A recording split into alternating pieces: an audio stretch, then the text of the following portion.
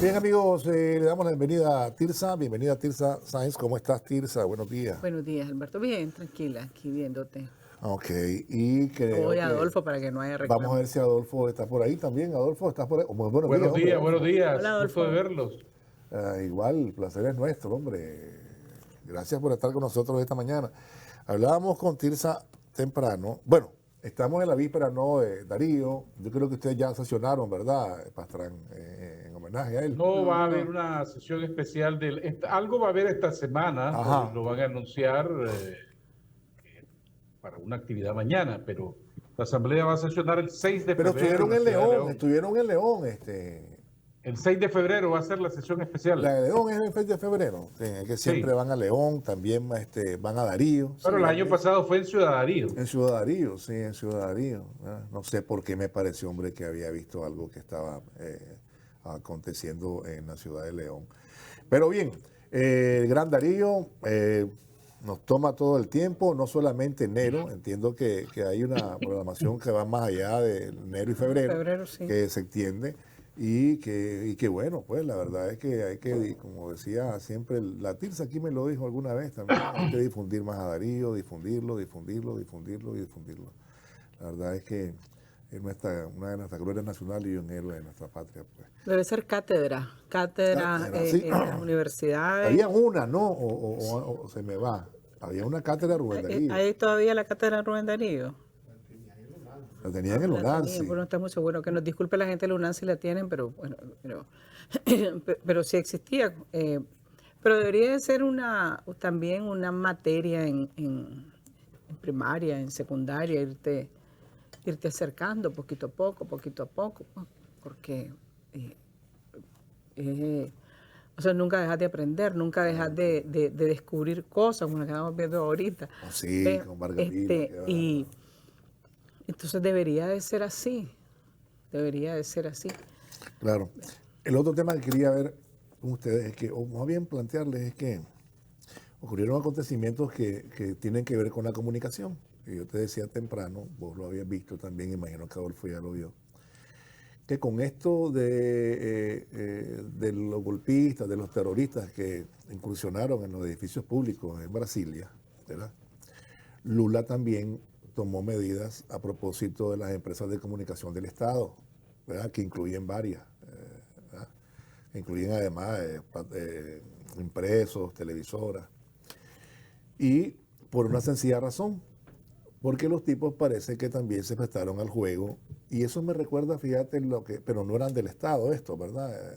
Eran los que en Venezuela, cuando Chávez, todo el mundo cuenta, cuando aquel intento, que después se restableció el orden, que el pueblo lo restableció, las cadenas noticiosas privadas tenían muñequitos a la hora en que estaban ocurriendo esas situaciones difíciles para los venezolanos. En el caso de Brasil se conoció que estos señores que manejaban los medios del Estado tenían un tratamiento a las informaciones, ya sabes vos, pues, demócrata, objetivo y demócrata, ¿cómo es la cosa? Ese cuento. El manifestante aquí, el manifestante allá, cuando todo el mundo les estaba llamando lo que eran, ¿no? Golpistas, terroristas, vándalos. Y por otro lado también eso denotaba, y había también una situación en la que estaban evitando la transmisión de la noticia o las informaciones oficiales, las comparecencias de Lula y todos los funcionarios, a través del sabotaje técnico. ¿Va? Y esto te hace saber que tenés que tener de alguna manera gente ahí tuya para que la información fluya, no es para mentir, porque todos vimos lo que ocurrió ahí, ¿verdad? Quien diga que no hubo destrucción está mintiendo. Quien diga que no hubo complicidad de las autoridades porque los dejaron pasar está mintiendo. O sea, quien diga que eran pacíficos está mintiendo. O sea, no es para tomar y decir, no, pues copiarme el discurso oficial, sino para que contes la verdad, ¿no? Y me parece que Lula se está encontrando, cada quien con lo suyo, ¿verdad? Se está encontrando con que tiene que tomar medidas, pues, y ahí está también el asunto de las Fuerzas Armadas, ¿no? Que ahí tiene otro clavo, ¿verdad? Y también me llamó la atención que el vecino del sur, la Suiza, de comillas, ¿no? La Suiza centroamericana, también el señor Chávez estaba arremetiendo duramente en contra de los medios de la derecha.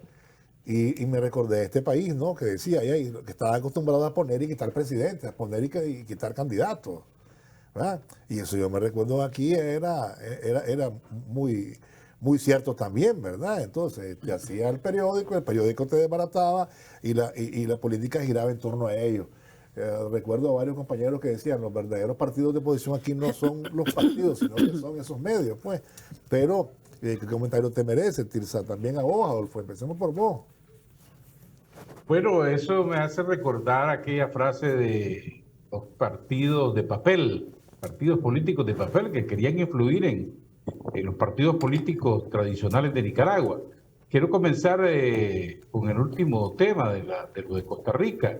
Allí se encuentra una confrontación en este momento entre el presidente Chávez con varios periódicos, La Nación, el diario Costa Rica y otros, que lo están acusando de haberle pagado a un consultor para hacer campaña en contra de algunos periodistas, aunque el gobierno lo ha negado. Ellos insisten que pagaron a un troll, le llaman ellos, para atacar a los medios. Y están en este momento en la máxima confrontación, tratando ahora de atacar y desprestigiar todo lo que está haciendo este gobierno. Y eso no es ninguna casualidad, porque en las recientes encuestas el presidente Chávez ha salido muy bien aprobado, le gusta a los ticos su estilo de gobierno, y entonces los que están fuera, la oposición extrema, está buscando cómo atacarlo. En el caso de Brasil, evidentemente, dio unas declaraciones hace poco el presidente Lula admitiendo en el mismo Palacio de Gobierno una serie de funcionarios se prestaron a este intento de golpe de Estado. E igual que Nicaragua, nos hizo recordar en 2018, encontraron una serie de empresarios y de grandes empresas que estaban patrocinando la movilización de estos golpistas, porque no se movieron gratis, Claro. No llegaron por su cuenta. Alguien los llevó, alguien los empujó, y lo cual denota que hay una conspiración de por medio. En el caso de Venezuela, en efecto, ahí fueron las cadenas privadas las que se silenciaron mientras ellos estaban intentando derrocar al presidente Chávez.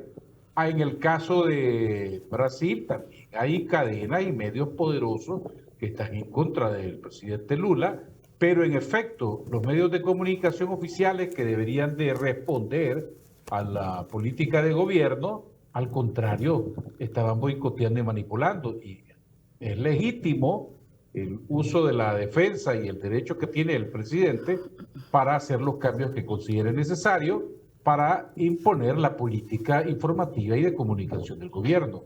No es censurar a nadie ni no decir la verdad, solamente usar adecuadamente los instrumentos de comunicación para que la población esté debidamente informada, porque ahí había un sesgo en la información y manipulación de la información a favor de los que estaban intentando derrocar al gobierno y en efecto el presidente brasileño no la tiene fácil. Claro que sí. Tirsa. Lula, Tirsa. Bueno, en el caso de Brasil hay que también decir, ¿verdad?, que estos periodistas que estaban en los medios del Estado, ¿no? Los medios del Estado fueron puestos, fue herencia, ¿no? Herencia de Bolsonaro. Claro. Herencia de Bolsonaro, y eso te dice bastante, pero bastante de la naturaleza de estos periodistas y de su pensamiento, de su posición política, de su posición ideológica frente a la nueva administración.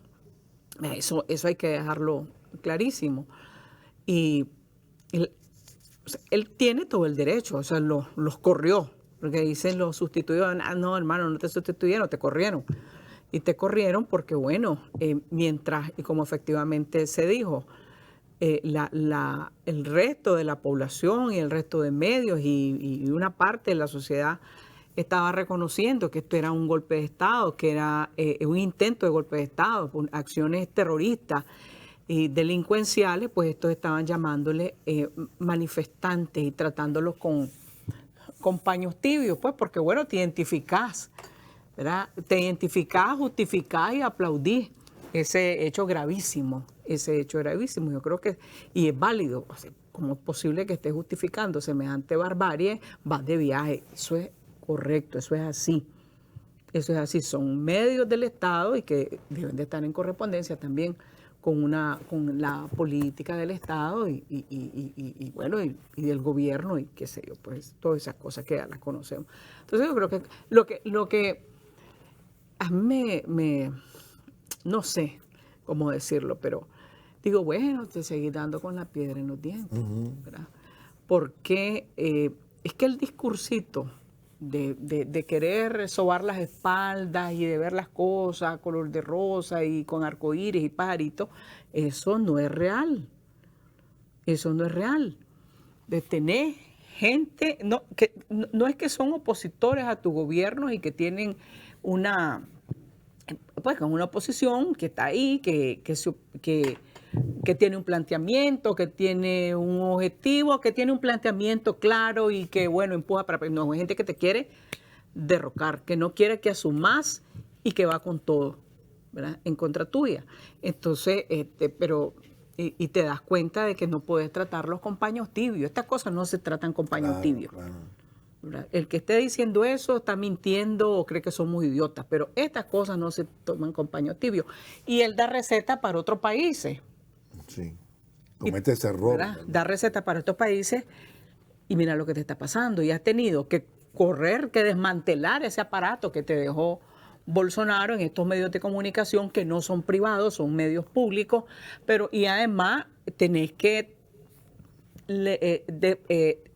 desarticular toda esa estructura que te intentó dar un golpe de Estado y está echando preso, como bien merecen estar, ¿verdad?, a todos los que financiaron, organizaron y empujaron a la gente. Bien hecho, bien hecho. Entonces no des consejos a otra gente que ha pasado lo mismo que vos y ha tomado medidas fuertes, porque mira porque estás haciendo todo lo contrario de los consejitos que nos diste a nosotros. Estás aprendiendo.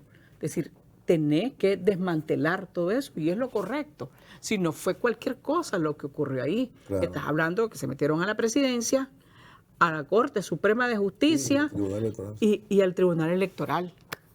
¿Dónde te lo aguantan? En ningún lado. Pero entonces estos empezaron los manifestantes, lo mismo que está ocurriendo en el Perú. Igual, sí. Lo mismo que está ocurriendo en el Perú, pues los otros son los terroristas, la gente que ha bajado, la gente que está llegando a Lima en caravana, estos son los terroristas, los sediciosos, qué barbaridad con la gente, pobrecito. Y allá son manifestantes, igual que ocurrió aquí, sí. Entonces, me parece que la realidad le está diciendo al señor presidente de Brasil, no andes hablando tontería. Mira lo que tenés aquí, porque si es verdad, está hablando tontería, ¿verdad? Por no decir otra cosa. No andes hablando tontería, mira lo que tenés encima, ¿verdad? Desarticular todo eso que está montado porque no te van a dejar en paz. Como bien lo ha reconocido, no nos van a dejar en paz, van a seguir y están tomando sus medidas. Esas son las lecciones que te da la realidad, la vida, ¿verdad? Y es grave el asunto, pero además fue una medida correcta. Fíjate que yo me estaba acordando ahorita del golpe de Estado en Honduras. Uh-huh. Y en varios lugares se estaba hablando de golpe de Estado, de golpe de Estado, de golpe de Estado. Aquí hubo un titular de la prensa, no sé si lo recuerda Adolfo, un titular de la prensa decía algo así como deponen al presidente, una cosa bien igualita, pues bien suavecita, justificando y alegrándose, ¿no?, por el golpe de Estado de un supuesto presidente de izquierda, que de izquierda no tiene absolutamente nada, pero bueno, esa es otra discusión. Entonces yo le decía, sí es cierto, no tiene nada de izquierda. Está bien. Discutí con un editor de la prensa. Él había titulado eso. Yo no sabía que lo había titulado. Entonces digo que dije, pues como a veces se me salen las cosas, le digo, el que tituló eso es un bárbaro idiota, ¿verdad? Mientras el mundo, ¿verdad?, o una parte está reconociendo que este es un golpe de Estado y está ahí, está clarísimo, aquí lo tratan de blanquear. Fui yo, me dice, estábamos en un programa al aire. Pues son idiotas, porque eso no es así. Es decir, siempre es o sea, cómo quisieron blanquear también ese hecho gravísimo que todos nos horrorizamos cuando vimos un golpe de Estado en Honduras, en tus costillas. ¿Verdad? Entonces, mientras todo el mundo reconocía que eso era un golpe de Estado, aquí la prensa con ese periodista que después me quedó odiando, ¿verdad? Pero bueno, no importa, no es el primero ni el último.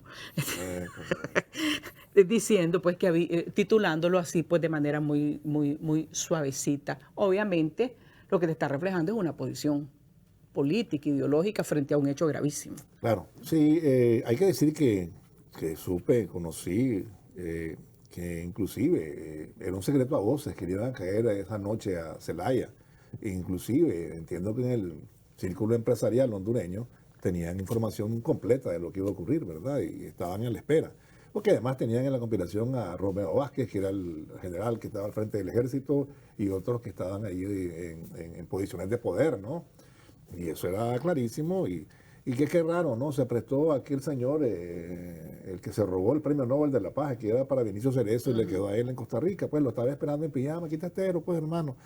Pero bueno, el tema es así. Y en esto de los medios siempre hay que recordar también que ocurría, porque puede ocurrir, cuando los gobiernos no le son incómodos a los medios estos de las familias poderosas, oligárquicas, no lo acompañan, pues, pero Sí. cuando ellos tienen a alguien que lo consideran de su misma estirpe, entonces se convierten en medios oficiales de ellos, pues, y no hace falta que tenga, porque aquí varios gobiernos no utilizaron el Canal 6, lo dejaron abandonado. Pues, claro, Y la Radio Nicaragua, la Radio que la- Nicaragua y abandonada la- también, ahí tirada. Pues claro, tenían a los otros medios que les daban grandes cantidades de dinero en concepto de publicidad, y entonces eran sus aliados y los mantenían, digamos, Y eran los palestra asesores, pública. varios Y de esos además nombrecitos eran asesores en comunicación. Asesores. Por ejemplo, acuérdate que hubo un exclusivísimo grupo de asesores de Bolaño. Ah, no, claro. ¿Verdad? No sé cuánto cocina el gabinete de la cocina, qué sé Sí. yo. Sí. Claro, sí, ahí. Kitchen Cabinet. Sí, entonces ahí llegaban y cobraban, eran ingentes recursos lo que se gastaban ahí. De tal manera que esto no es nuevo, pero ya como que las cosas van cambiando, ¿no? Y yo creo que ya todas estas cosas que tienen que ver con yo tengo un medio, te voy a extorsionar, mirá, si vos no me haces caso yo te voy a echar. Yo conocí de muchos casos aquí de extorsión disfrazada. Sí, sí. Es más, cuando Alemán les dejó de dar reales, se fueron en contra de él. Ahí ese fue el problema, básico. Comenzó a darle, no le dio real y se fueron en contra de él. Después miraron al otro, este nos va a dar más, y se fueron con él. Mientras los hizo millonarios estuvieron felices con Alemán, ¿no te recordás? Alemán no era somocista, Alemán no era esto, no se robaba nada. Y acordémonos cómo era la cosa. Era el gordomán. Era el Gordonman y qué sé yo. Pero bueno, igual está ocurriendo ahí en Costa Rica. Y la crisis de los periódicos, pues va, a mí no me alegra, pues, pero es la situación y lo digo como comunicador, pues, pero es la situación real, que tienen una vulnerabilidad muy, muy grande con esto de las redes y la información que fluye de otra Sí. manera. Pues, a mí me gusta todavía la letra impresa, Tirsa, pero ya todo es digital, pues, y ¿qué vamos a hacer? No puedo irme contra la corriente. Y eso ha causado el quiebre de muchos periódicos, reducción de circulación. Yo me recuerdo que hace 15 años ya la gente del país estaba pensando en qué hacer. Y alguien dijo, vamos a pedirle auxilio, dice, al gobierno. Pero después reflexionaba, pero pero si le pedimos ayuda al gobierno, vamos a tener que trabajar para él. Te recuerdo que yo bromeé y dije, pero si estos tienen de recibir el beneficio del gobierno un montón de años y están siempre en su tarea opositora o de ataque frontal. Siempre quieren ver a la gente como idiotas. Sí, como idiotas, Sí. ¿verdad? Y entonces tenían esos problemas y ahora andan cobrando ahí para ver que se mete a las redes y todo lo demás. O sea, es complicado para estos medios. Ahora, Sin embargo, todavía manejan, digamos, toda esa maquinaria mediática, Tirsa. Por supuesto, y poderosa. Poderosísima. Ahora, cuando escuché lo que dijo el presidente de Costa Rica a estos medios, fue fuertísimo, muy fuerte, de corruptos y de todos los trató y eso, pues están acostumbrados, mencionó los medios, mencionó la nación, Sí. ¿verdad? Que todos sabemos, ¿verdad? Que representa la nación, quitan y ponen presidentes y se los dijo golpeando la mesa fuerte y de manera directa, pues todos vinieron las pieles delicadas y todo el mundo se puso a llorar. Pero es verdad. Es decir, vos, hay medios, o sea, sus dueños, hay periodistas que son, es feo decir esta cosa, ¿verdad? Pero es la verdad. O sea, salamero, medio arrastradito, que entonces ya empiezan a creer que son de la familia de los dueños y todo eso, y son un montón de tontos, ¿verdad? En aquellos tiempos se conocían como hijos de casa, ¿no? Sí. ¿Verdad? Y entonces y les piden que sean sus padrinos y todo el asunto. Una estupidez pero extrema. Sí, entonces para sentirse un poquito cercano. Una cosa terrible. Y no han pasado de la puerta. Pero bueno, o sea, lo hay, pero en este caso, es decir, los dueños de esos medios efectivamente siempre han estado en la primera línea para quitar y poner, elevarte perfil, ¿verdad? El hombre de la embajada, hay que levantarle perfil, al hombre de la embajada, ¿verdad? Al que nos va a garantizar nuestros intereses. Eso en Costa Rica, esto ha sido aquí. Claro. ¿Verdad? Esto ha sido aquí, esto ha sido en El Salvador, esto ha sido en Guatemala, esto ha sido en todos lados. El hombre de la embajada, el hombre que representa los intereses de la embajada, ese es nuestro hombre. Así se han manejado. Y no les toque sus intereses porque entonces te las vas a ver con nosotros, ¿verdad? Y ponen a funcionar toda su maquinaria. Yo recuerdo un presidente del Banco Central, de corte liberal, obviamente, hace años, y él esgrimía que cayó en desgracia con un medio de comunicación, con un periódico escrito, con un medio escrito. Entonces, él decía, no, lo que pasa es que vinieron los dueños a decirme que les perdonara. ¿Te acordás la Cobra? Sí. Que les perdonaron una gran deuda. Y como les dije que no, y se la agarraron conmigo. ¿Qué quieren que yo haga? Adelante, Adolfo, vamos a la pausa. Y así hay varios, ¿no? Adelante. Totalmente recordamos esos episodios. Claro que estos medios han respondido a otro tipo de intereses económicos y lamentablemente pues algunos, como decía Tirsa, pedían padrinaco, creyendo que eso los iba a proteger porque cuando el dueño quería correrlos, los corría y ya, independientemente del trabajo que hubieran hecho.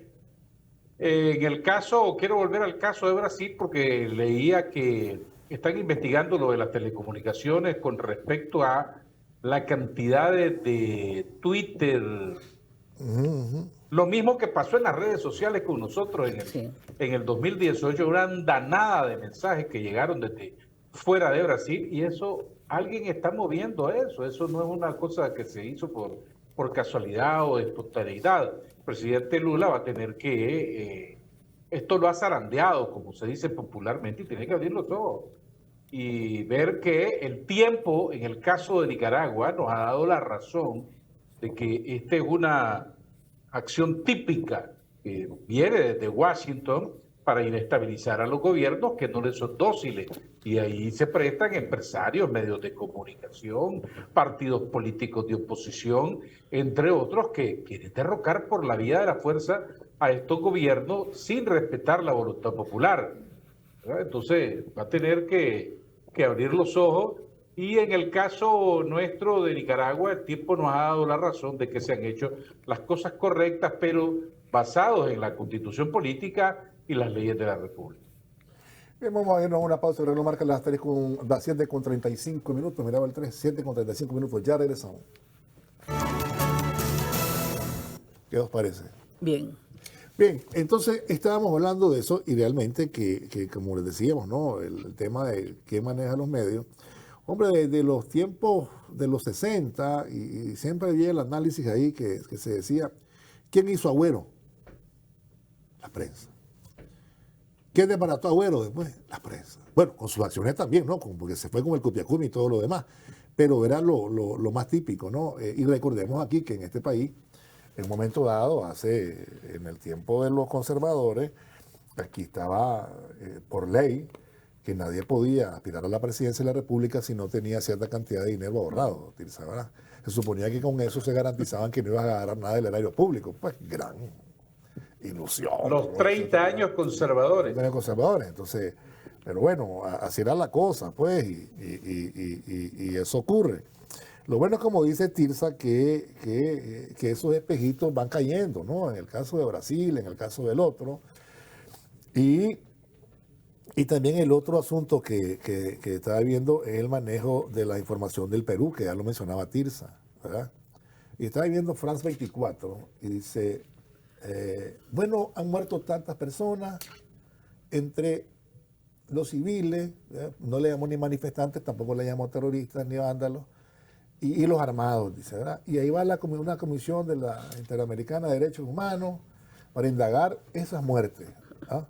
Entonces, solo recordé aquí cuando las policías y qué sé yo, los víctimas de lo que ocurría con estos bárbaros, fueron ahí y dijeron, no, aquí venimos a indagar nada más lo que el Estado supuestamente le hace a la gente. Lo que la gente le hace al Estado hay que irlo a juzgar en los tribunales comunes. ¿Verdad? Hay que quemar una red, ya le dice Denis y los muchachos. ¿Verdad? No, mira, vayan a los juzgados, pues echen preso a los que lo hicieron. Se les echa preso, se les investiga y después ya se convirtieron en presos políticos, en prisioneros, qué sé yo. O sea, un doble rasero. Igual que ocurre, ¿no? Entre los manifestantes, fíjate cómo cae uno, ¿no?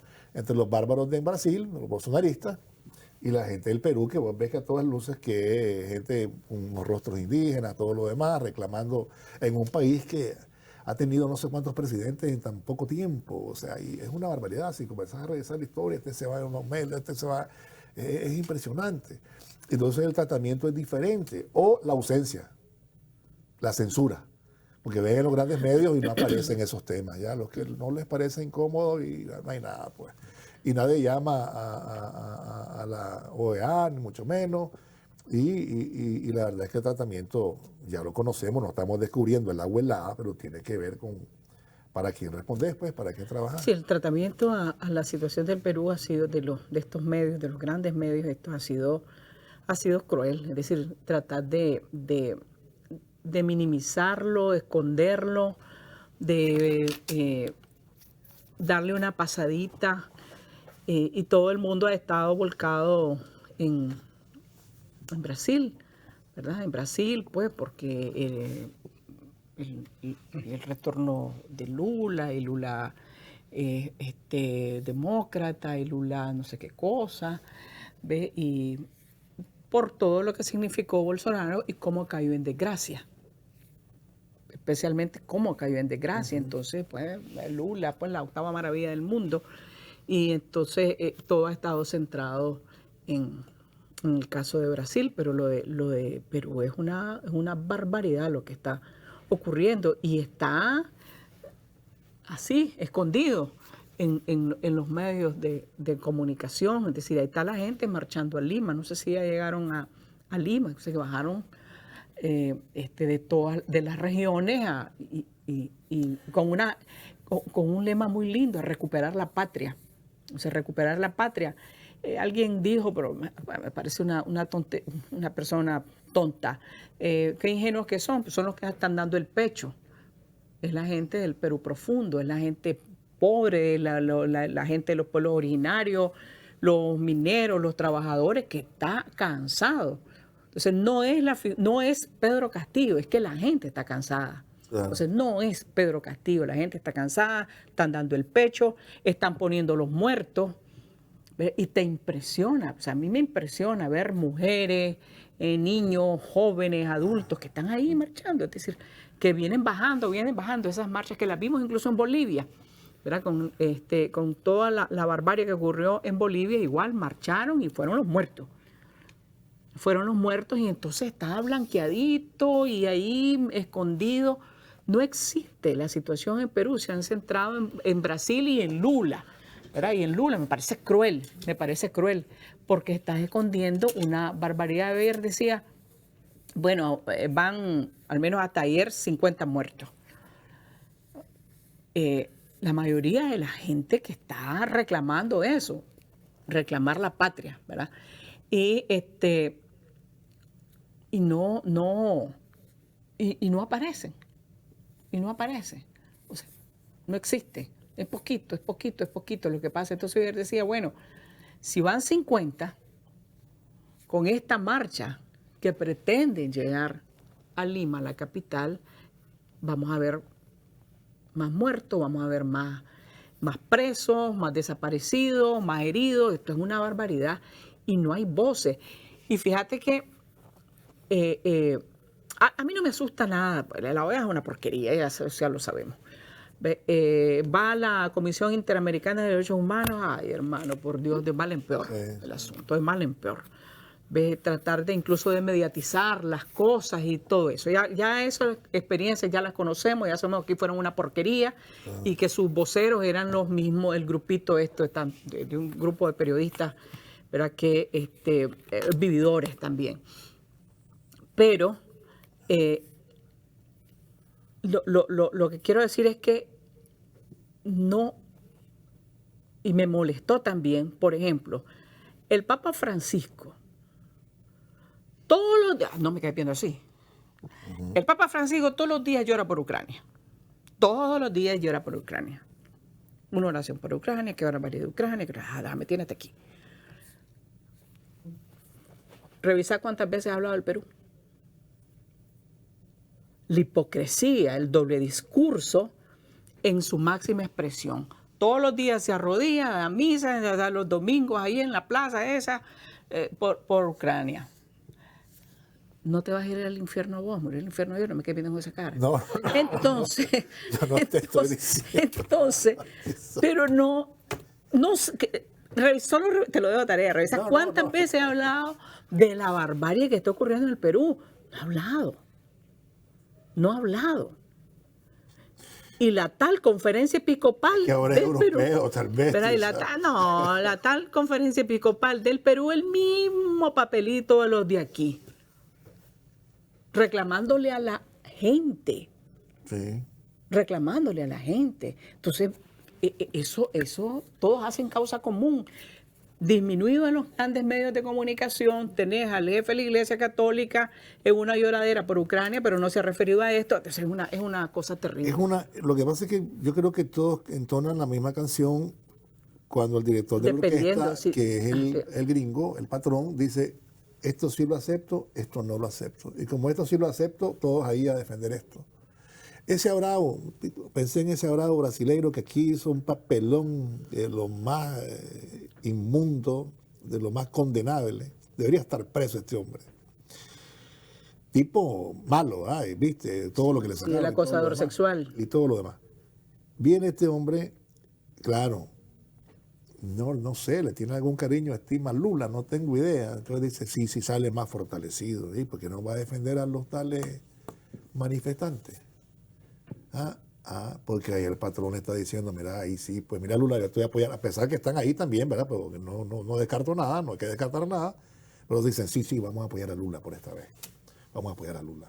Entonces el tipo ahí, ya metiéndose en los... Sí, porque el otro ya se volvió un ser despreciable. Sí, claro, el otro ya es una barbaridad. Sí, claro, que tipo, excreta, cómo terminó, ¿verdad? El tipo casi allá en el excusado. Adelante, Adolfo. Estaba escuchándolos atentamente y repasando realmente lo que está sucediendo en el Perú. La OEA no ha llamado a ningún consejo permanente, urgente, sesiones extraordinarias para ver este caso, como si lo hacían con nosotros, tratando de meterse en los asuntos internos. No han formado ninguna comisión especial, más allá del comisionado de las Naciones Unidas. Súper activo en el caso de Nicaragua. Todo el mundo callado. Amnistía Internacional, todo el mundo callado en el caso del Perú, y siguen sumando muertos y violencia, violaciones de los derechos humanos, heridos, cantidades de presos. Y bueno, ahí sí hay que aplicar la ley, porque dicen ellos es que se están alterando el orden público. Entonces ahí sí hay que aplicar la ley. En el caso de Nicaragua, cuando a los terroristas se les aplicaba la ley, decían ellos, se está criminalizando las protestas pacíficas en el caso de Nicaragua. Entonces hay un doble rasero y efectivamente los grandes medios corporativos ven para otro lado. En el caso del Perú no dicen absolutamente nada más que protestas, manifestantes heridos y ya lo mediatizan. Ahora están concentrados en la guerra Ucrania-Rusia, tratando también de minimizar la victoria que acaba de tener Rusia en la ciudad de Soledar, allá en Ucrania. Entonces dicen, que un pueblito que es chiquito, de 7.000 habitantes, eso no tiene importancia. Pero si lo tienen los otros, entonces sí es importante.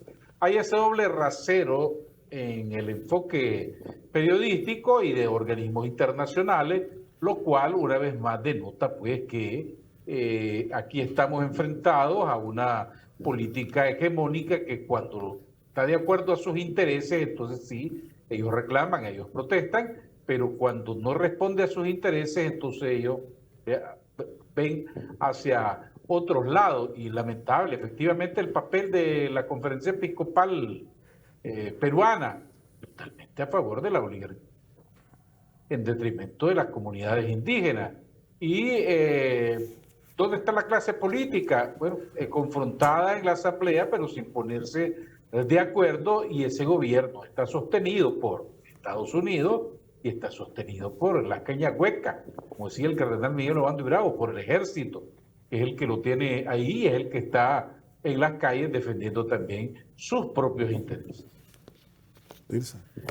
Sí, yo creo que estas cosas no, a nosotros en general no nos dan la razón, ¿verdad? Nos dan la razón de cómo lo que se ha dicho, no solo con lo del 2018, pues que fue terrible, sino desde que asumió el presidente Daniel Ortega la presidencia en el 2007, siempre lo he dicho, la campaña en contra del presidente Ortega, del gobierno sandinista, ha sido brutal.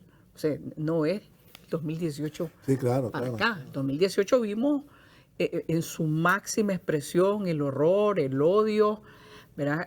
O sea, lo vimos, ¿verdad? Lo vimos y lo vivimos. Pero ha sido una campaña, bueno, desde los 80 y luego en los 90 era una campaña en contra del sandinismo, en contra de la figura que se quedó cargando sobre sus hombros el sandinismo, y ya no digamos cuando asume de nuevo en el 2007, empieza una campaña feroz. Es decir, ha sido de años, no sirven, son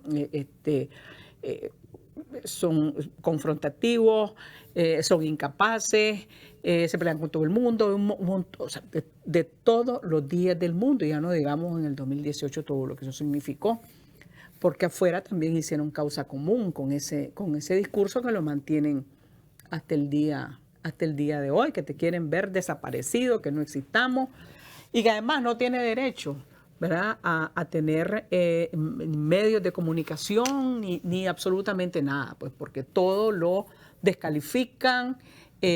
O sea, es una campaña brutal, ¿verdad? Eso, pues aupado por esos grandes medios también, o sea, cuando hablan de Nicaragua, hablan, ¿verdad?, en cosas negativas para seguir descalificando, porque de alguna manera tenés que salir de estos. Entonces nosotros ya lo hemos vivido, sabemos lo que significa eso, y es una batalla de todos los días, que algunas cosas las hacemos mal, sí, es verdad, algunas cosas las hacemos mal desde los medios de comunicación, muy mal, y hay que mejorarlas, y hay que superarlas, y hay que prepararse mejor, porque ese es el desafío que tenés todos los días. Ese es el desafío que tenés todos los días, y ya lo está viviendo el hombre en Costa Rica, que también está buscando a ver quién me apoya a mí. ¿Verdad? ¿Quién transmite lo que yo digo? Que también vive su campañita. Ya lo estaba viendo el otro señor muy arropado con su camiseta demócrata y que ya se compuso, y la realidad te está dando en la cara. No es así el asunto. Es decir, es una batalla de todos los días y nosotros la hemos vivido y la seguimos viviendo, si vos lo ves. O sea, no hay una sola nota en estos medios sobre Nicaragua que sea positiva, absolutamente.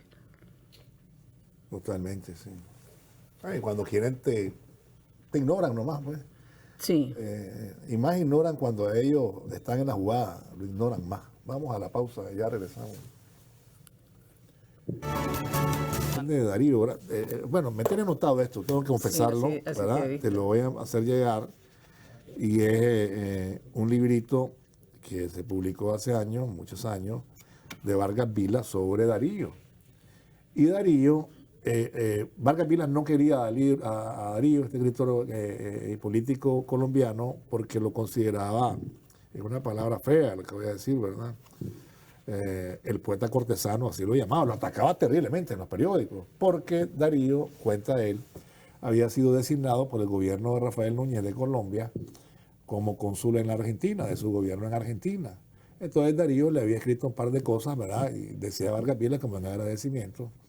Y se negó a recibirlo la primera vez, ir a cenar con él y con José Martín. José Martín, imagínate, le hace la invitación y Vargas Vila dice que no, la rechaza de plano, pero te contaba que luego dice que... Ah, bueno, este librito lo trajo de su libro de memorias, Vargas Vila, que iba a ser póstumo. O sea, estaba dicho que iba a publicarse luego de su muerte.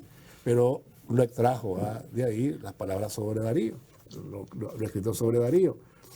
Y dice que en un naufragio se le dio por muerto a la orilla de una chica y que amigos y enemigos dice que aprovecharon para escribir las crónicas, ¿verdad? O lo que pensaban de él, y que dos escritos le impresionaron. Uno de una señora en Perú que fue publicado allá, y la nota de Darío, que decía a mi enemigo, no sé cuantito, con su bella desconocida, y le deseaba en el epígrafe, ¿no? Rosas, rosas y más rosas. Y después dice que le encantó el escrito. Él escribió una carta pública que le contaron hizo llorar al poeta, ¿verdad? Y desde entonces se hizo ahí una amistad muy fuerte. Y la descripción que hace de Darío, Tirsa y Adolfo y amigos televidentes es extraordinaria. Un hombre tímido, poco hablador, tenía el don de la escritura, no el de la elocuencia, pero muy sentido, ¿no? Dice que tenía el don de la, sensible, el don de la lágrima. Dice, hay una anécdota que lo invitaron con unas señoras ahí que lo querían conocer al poeta, todos querían conocer al poeta Darío, el gran poeta. Y que no le sacaron ni un poema ni nada, y que las mujeres estaban decepcionadas un poco, pero después hubo un relato sobre algo no muy agradable, muy triste. Darío lloró, lloraron las otras, Vargas Vila no lloró y el otro.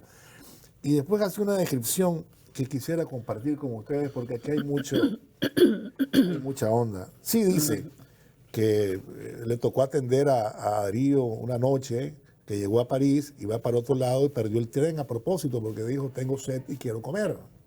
Y se fue por las calles de París en una noche que se iba a quedar y dice, yo no pudiera dormir. No, lo espantaba la idea. Quería disfrutar de la noche, pero no habla de situaciones extremas. Darío no fue nunca, cito a Vargas Vila, o al menos mientras yo lo conocí, el bohemio profesional que muchos se gozan en pintar. Era serio, era meditativo, era honesto, amaba su gloria con pasión y gozaba de rodearla de cierto decoro. Era atento, ceremonioso, hospitalario. Tuvo siempre su casa abierta y su mesa servida para sus amigos. Si hubiera sido adinerado, habría sido el más espléndido de los anfitriones. Amaba los ricos manjares y gozaba en preparar algunos con sus propias manos, alardeando de sus conocimientos de las artes. Menciona un tipo ahí, imagino que es culinario, ¿no? Para probar uno de esos platos a la americana, preparado por él, me había invitado a comer a su casa. Fue como siempre espléndido, fraternal, de una ingenuidad infantil, que era el más bello atractivo de su carácter. Oíme, pero hace una descripción que yo no conocía, linda, pues, sí, de él, y oíme, es impresionante cómo adoraban a Darío. Dice él que no fue apreciado por los gobiernos nicaragüenses, lamentablemente, lo que dice Vargas Vila, no solamente él, lo dice otro. Y esto es asunto de este asunto de la bohemia y todo lo demás me lleva a recordar que hace muchos años el poeta Julio Valle Castillo decía en una entrevista, me decía, hombre, ¿cómo se entiende que una persona que va a vivir siempre en la bohemia debe escribir tanto? Y hablaba no sé de cuántas obras, 47 o más, casi una por los años que vivió, qué sé yo. Entonces ahí todo, no sé si es una burbuja. Eso no quiere decir que no me sea santo, ¿verdad? No era para nada ningún santo, también está eso recomprobado. Sin embargo, pues trabajó y nos dejó toda esa gran obra, pues, ¿verdad? Así es que una nota, Darío, ¿no? Una cosa. Sí, por eso es que insisto en que hay que verlo estudiarlo desde la educación inicial, porque el Darío que a muchos de nosotros nos enseñaron y que afortunadamente conociste después, era un Darío picado. Sí, era terrible decir eso. Picado, que, Sí. que pues sus poemas y su escritura era picado y que se murió picado. Entonces, No. Ese nivel de... No, que se ponía a recitar y todo. Sí, no, escribía de itabundo, era muy Por eso, es decir, compenetrado. eso, pero eso, Los que amigos lo dicen, pues pero ¿quiénes dijeron eso toda la vida? Yo creo que los otros poetas de aquí van a acordar también, sí. Pero también La clase alta, sí. clase alta. Acordémonos también, y es feo decir la clase alta, pues esa burguesía, creo ya, ¿no? Eso venidos a bien. Y hay que recordar que aquí hubo unos señores que llamaban los vanguardistas, eran camisas azules también, sí. Camisas azules Que famosas. quemaban a Darío ahí a la orilla del lago. Los libros de Darío los quemaban ahí a la orilla del lago.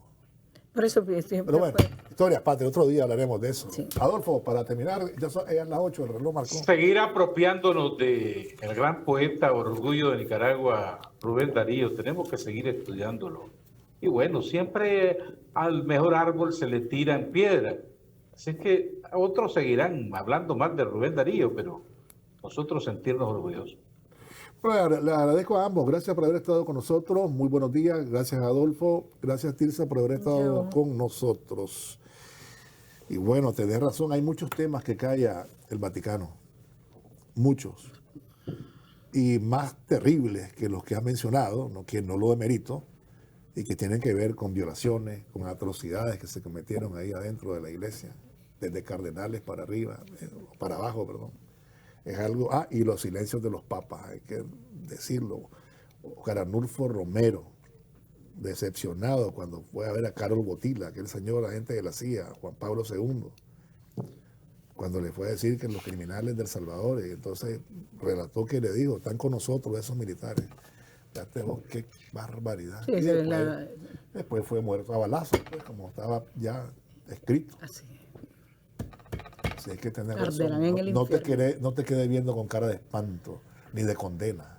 Gracias por la aclaración. Te agradezco mucho. Vamos a despedirnos. Les invitamos a continuar con Canal 4, la mejor televisión. Muy buenos días.